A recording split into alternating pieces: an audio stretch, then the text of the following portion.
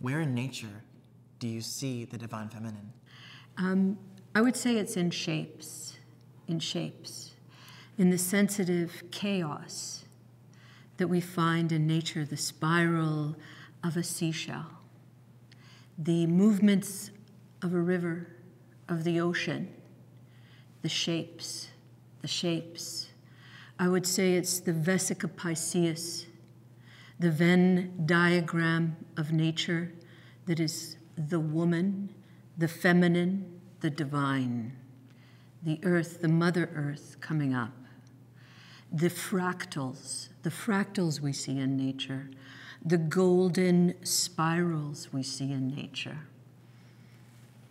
I look to these shapes, these patterns, and that's where I find the places to listen.